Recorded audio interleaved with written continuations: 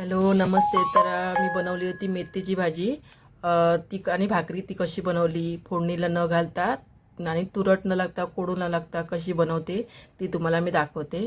तर ही बघा, मी पालेभाजी धुवून घेतली, स्वच्छ धुवून घेतली आणि त्यामध्ये कुठलं तेल वापरते आणि कसं फोडणीला न घालता कसं वापरते ते मी दाखवते तुम्हाला.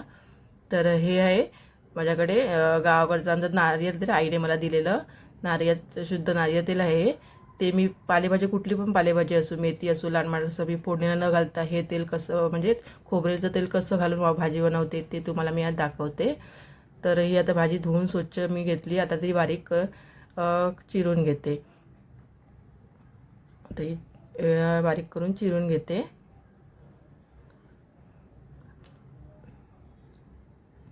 मी पालेभाज्यांना कुठल्या असं तेल असं म्हणजे फोडणीला असं घालत नाही. हे बघा, व्यवस्थित अशी चिरून घेतली आणि त्यामध्ये 2 कांदे घेतले. 2 मोठेच कांदे घेते, कारण पालेभाज्यांना जर कांदा चांगला जास्त घातले की ती चांगली लागते. आणि 4 मिरच्या घेतल्या. तुमच्या तिखट आवडीप्रमाणे तुम्ही घेऊ शकता. मी 4 घेतल्या आणि त्या आता मी गॅसवर कढाई ठेवली. गॅसवर कढाई ठेवून त्यामध्ये आता मी तेल नाही टाकत. आता फोडणीला पण घालत नाही चांगल्याप्रमाणे. आता मी सगळं भाज्या आतमध्ये म्हणजे भाजी घालून घेणार. त्यामध्ये मेथी, कांदा आणि मिरची सगळं आतमध्ये घालून असंच घेणार तेलाशिवाय. कधी घालते तेल, कसं केव्हा घालते ते तुम्हाला दाखवते. बघा तुम्ही.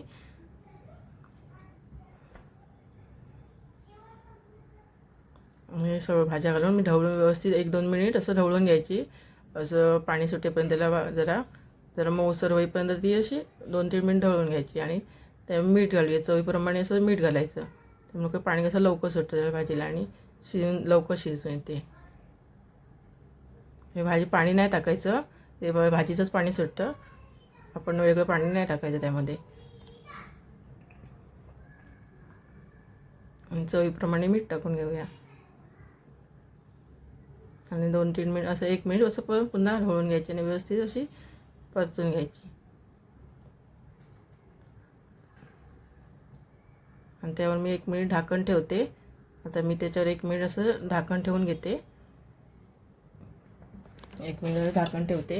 मग त्याला असं व्यवस्थित कसं शिजून येईल, व्यवस्थित वाफ येईल. हे बघा, पाणी न घालता हे बघा वाफ आली व्यवस्थित. बघा, पाणी न घालता किती पाणी सुटलं आहे ते बघा भाजीला. हे आता व्यवस्थित पाणी सुकून द्यायचं. पाणी सकट नाही ठेवायचे, असे व्यवस्थित सुकून द्यायचे, मग चांगले लागते. पाणी व्यवस्थित सुकायला पाहिजे. त्यासाठी मी पुन्हा असं एकदा ढवळून त्याला पुन्हा पाणी सुकेपर्यंत थोडं झाकण ठेवते. थोडंसं 1 मिनिट, अर्धा मिनिट.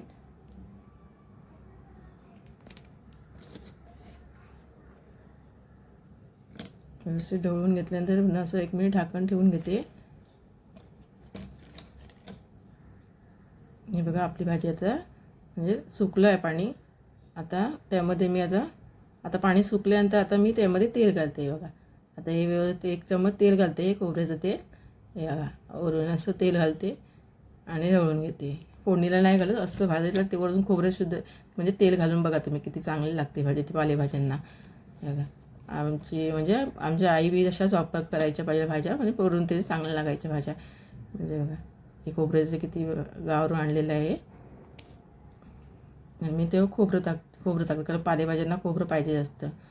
आणि आम्ही कोकणातली म्हटल्यावर तर ते पालेभाज्या खोबरं तर पहिल्यांदा सगळ्या भाज्यांना तर लागतात. त्या थोडंफार तरी पाहिजेच असतं ते खूप. आणि पालेभाज्याने जरा थोडं जास्तच खोबरं लागतं. त्यामुळे मी खोबरं घालून व्यवस्थित अशी ढवळून घ्यायची. आणि हे बघा, आपली भाजी कशी तयार आहे. आणि असं वरून तेल घातलं भाजीला पण चांगली चव येते. तुम्ही करून पहा नक्की, तुम्हाला नक्की आवडेल. आणि आता मी भाकरी करते. तर हे नाचणीचं पीठ आहे, म्हणजे नाचणी आणि मिक्स सगळं आहे. नाचणी आणि तांदूळ थोडंसं आणि ज्वारी आणि थोडं क्वांटिटीमध्ये गहू आहे, जास्त नाही. आणि चारही मिक्स करून मी हे मिक्स करून दळून आणते आणि ते भाकरी बनवते. ते बघा, पाणी घालून व्यवस्थित ते पहिलं मळून घ्यायचं, कारण व्यवस्थित मळल्यानंतर भाकरी चांगली फुटत नाही. अशा व्यवस्थित असं मळून घ्यायची. म्हणजे घट्ट नाही मळायचं, थोडं लूजसर असं मळायचं.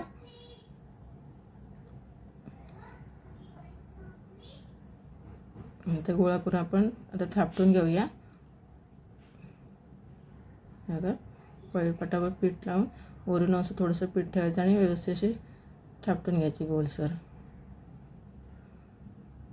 आम्ही तर हातानेच घेतो, काय म्हणजे त्याला असं हे करत नाही, चपात्यासारखं लाटत नाही, हाताने तसं थापटून घ्यायची.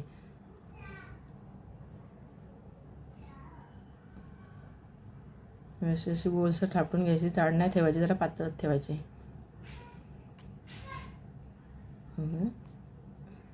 आणि आता मी गॅसवर तवा ठेवलेला, तो आता चांगला गरम झाला पाहिजे. व्यवस्थित गरम झाला की त्यामध्ये आपण अशी तिघ भाकरी घालून घ्यायची. व्यवस्थित हलकी हाताने उचलायची आणि घालून घ्यायची. अशी घालून घ्यायची आणि त्यावर असं पाणी लावायचं. व्यवस्थित पहिलं पाणी लावायचं अगोदर, सगळी गोल असं चारी व्यवस्थित त्याला पाणी लागायला पाहिजे. त्याला व्यवस्थित पाणी लागून लगेच त्याला परतून घ्यायची. व्यवस्थित पाणी लावायचं आणि त्याला परतून घेऊया आपण. परतून घेऊन व्यवस्थित त्याला भाजायला पाहिजे. व्यवस्थित भाजून देऊया आपण.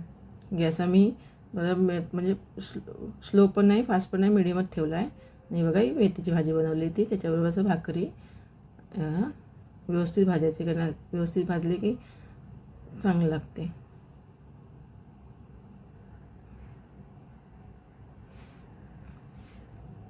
कशी फुगते बघा, व्यवस्थित फुगून. पीठ जर चांगलं मळलं की अशी चांगली फुगून येते बघा.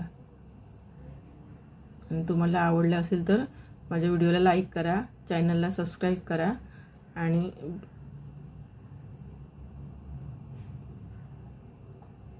व्यवस्थित भाजून आली आहे. तर तयार आहे आता आपली मेथीची भाजी आणि भाकरी. आणि ही मी पालक डाळ केलेली, त्याचा व्हिडिओ मी टाकेल.